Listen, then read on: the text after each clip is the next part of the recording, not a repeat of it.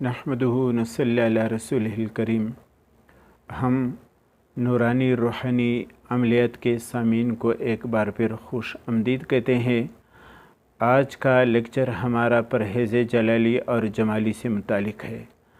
اور سامعین کرام آپ کو بخوبی علم ہے کہ پرہیز جلالی اور جمالی کو عملیات کی فیلڈ میں ایک خاص مقام حاصل ہے۔ جو عمل، چونکہ اعمال وہ 3 قسم کے ہوتے ہیں، بعض اعمال وہ جلالی ہوتے ہیں، بعض اعمال جمالی ہوتے ہیں، اور بعض اعمال مشترک ہوتے ہیں۔ تو اسی طرح اس کے پرہیزات میں بھی یہی فرق ہے۔ تو جلالی اعمال کے لیے پرہیز جلالی کیا جاتا ہے، جمالی اعمال کے لیے پرہیز جمالی کیا جاتا ہے، اور مشترک اعمال کے لیے دونوں پرہیزوں کا خیال رکھا جاتا ہے۔ تو آئیے سنتے ہیں پرہیز جلالی کس چیز کو کہتے ہیں، اور پرہیز جلالی سے کن چیزوں کو پرہیز کیا جاتا ہے۔ سب سے پہلے پرہیز جلالی میں گوشت ہم اقسام کا، یعنی کسی قسم کا گوشت بھی استعمال نہ کرے، چاہے وہ چھوٹا گوشت ہو چاہے وہ بڑا گوشت ہو، یعنی چاہے وہ اونٹ کا، بھینس کا، گائے کا، بھیڑ کا، دمبے کا، بکری کا، اور اسی طرح مرغی کا، کسی قسم کا گوشت بھی استعمال نہ کرے، اور اسی طرح مچھلی کو بھی استعمال نہ کرے، اور مرغی کے انڈے کو بھی استعمال نہ کرے، یعنی ان کو نہ کھائے، اور اسی طرح شہد کے استعمال سے بھی اس دوران اپنے آپ کو دور رکھے، اور مشک وغیرہ سے بھی، مشک سے مراد مشکیزہ ہے، یعنی جس مشکیزے میں پانی پیا جاتا ہے اس میں دوران پڑھائی اس سے پانی نہ پیے، اور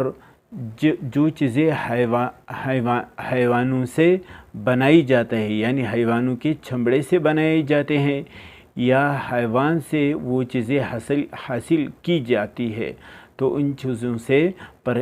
دوران پڑھائی پرہیز رکھے، اور اسی طرح چمڑے کے جوتے بھی استعمال نہ کرے، اور موزے بھی استعمال نہ کرے، اور لوگوں کے اختلاط سے بھی اپنے آپ کو دور رکھے، اور کوشش کرے کہ آپ اپنے کھانے کو بھی خود تیار کرے، اور یا کوئی بندہ ایسا ہو کہ وہ باوضو ہو کر دوران آپ کے کھانے کو تیار کرے، وہ کھانا آپ دوران پڑھائی استعمال کرے۔ اور اس سے پہلے گزر چکا ہے کہ قلت طعام اور قلت اختلاف مال انام کے لوگوں سے ملاپ بھی کم رکھے، اور اسی طرح نیند کو بھی کم رکھے، اکثر اوقات میں باوضو رہے، اور اکثر اوقات میں اللہ تبارک و تعالی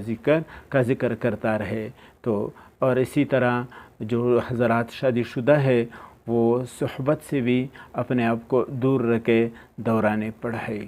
یہ ہے پرہیز جلالی، اور اب میں آپ کے سامنے پرہیز جمالی کا تھوڑا سا خلاصہ پیش کرتا ہوں۔ پرہیز جمالی میں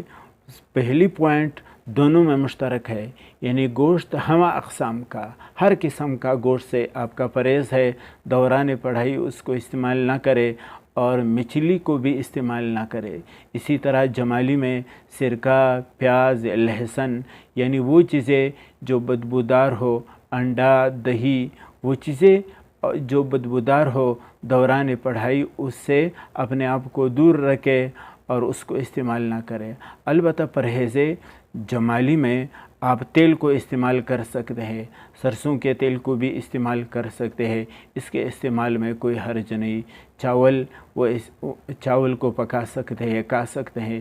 دال وغیرہ یہ بھی استعمال کر سکتے ہیں، لیکن اپنے آپ کو جانوروں کی ان چیزوں سے دور رکھے جو جانوروں سے حاصل کی جاتی ہے، یا جو جانوروں کے چمڑے سے بنائے جاتے ہیں۔ یہ مختصر تذکرہ میں نے آپ کے سامنے پرہیز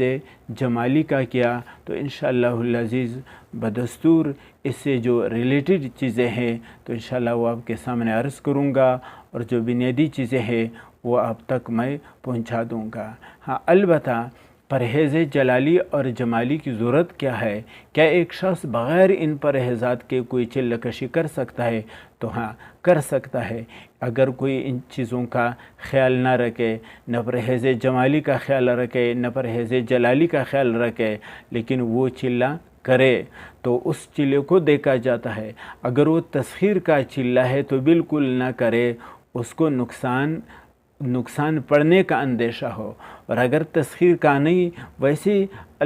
قرآن حکیم کی کسی آیت کا چلہ ہے لیکن اس میں اس نے کسی تسخیر کا نیت ہی نہ کیا ہو، تب وہ چلہ کر سکتے ہیں، لیکن اس سے کوئی خاطر خواہ نتیجہ نہیں نکل سکتا، جو نتیجہ پرہیزات کا خیال کرتے ہوئے نکل سکتا ہے۔ اس وجہ سے تو اپنے عمل کو پاورفل بنانے کے لیے، اپنے عمل کو مضبوط بنانے کے لیے تو ان پرہیزات کا خاص خیال رکھے ہر پڑھائی میں، تو انشاءاللہ العزیز آپ کا محنت و رائگاں نہیں ہوگا انشاءاللہ، وہ آپ مخلوق خدا کی خدمت میں بھی انشاءاللہ آگے نکل جائیں گے اور اپنے علاج بھی کر سکیں گے۔ وآخر دعوانا الحمدللہ رب العالمین۔